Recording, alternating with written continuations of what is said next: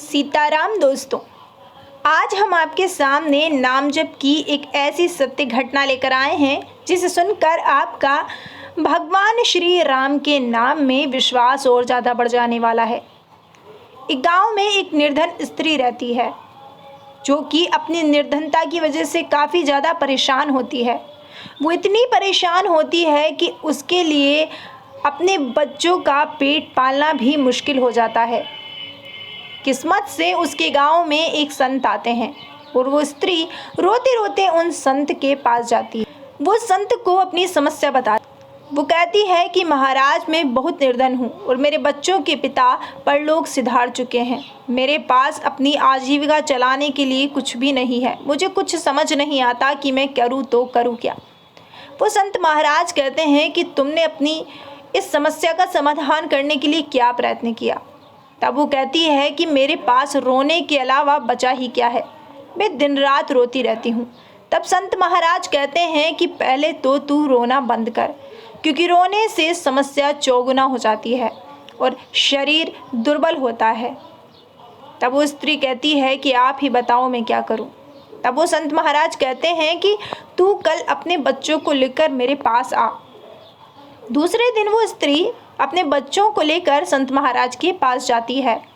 तब वो संत महाराज कहते हैं कि बच्चों, मैंने कल तुम्हारी माँ का दुख सुना, जिसे सुनकर मेरे रोंगटे खड़े हो गए और तुम्हें भी उसके दुख को समझना चाहिए।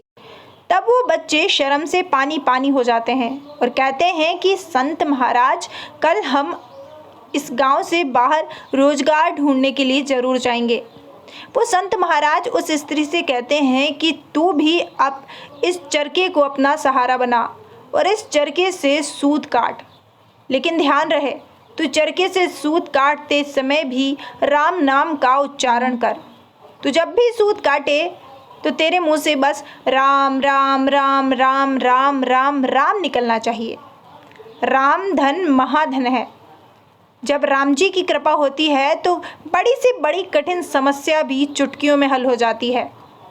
उस स्त्री ने संत महाराज के इस बात पर विश्वास कर लिया और अब वो सूत काटने लगी और उस स्त्री के बच्चे भी गांव छोड़कर बाहर रोजगार के लिए जा चुके थे। 15 दिन के अंदर अंदर उस स्त्री के बच्चों को रोजगार मिल चुका था और वो स्त्री रोज सूत काटती और सूत काटते समय राम राम का उच्चारण करती। उस स्त्री को संत महाराज के विश्वास पर बहुत विश्वास था और ऐसा ही हुआ भी। 15 दिन बाद उस निर्धन स्त्री के पास रुपए आए, जो कि उसने पहली बार देखे थे। उसे पता भी नहीं था कि कितने रुपए हैं। अब उसे लगा कि ये रुपए राम जी ने भेजे हैं। उस स्त्री ने वो रुपए अपनी बहुओं को देकर कहा कि आज सब पेट भर के खाना खाना। और वो दिन उनकी खुशी का बहुत बड़ा दिन था। अब वो रोज सूत काटा करती और राम राम का उच्चारण किया करती। एक बार एक स्त्री कपड़े लेकर उसके घर पर आई और उस स्त्री ने वो कपड़े उस निर्धन स्त्री को दे दिए। उस निर्धन स्त्री ने वो कपड़े अपनी बहुओं को दिए और देखा कि उस कपड़ों के अंदर 100 रुपये रखे हुए थे। लेकिन उन 100 रुपये को गिने कौन? वहाँ गिनती किसको आती थी? वो तो सिर्फ 1 2 5 1 2 5 करने लगे। तब एक बनिए को बुलाया गया। बनिए ने वो रुपए गिने और कहा कि ये 100 रुपये हैं। तब उस स्त्री को फिर से ये विश्वास हो गया कि ये 100 रुपये और किसी ने नहीं बल्कि राम जी ने भेजे हैं। धीरे धीरे उस निर्धन स्त्री की जो आर्थिक समस्या थी उसका निवारण होने लगा और अब वो रोज भर पेट पूरे परिवार के साथ भोजन करने लगी और उसके दिन सुधरने लगे। वो फिर से संत महाराज के पास गई और संत महाराज से कहा कि आपने जो मुझे राम नाम रूपी धन दिया था, मैं उस धन से माला माल हो चुकी हूँ।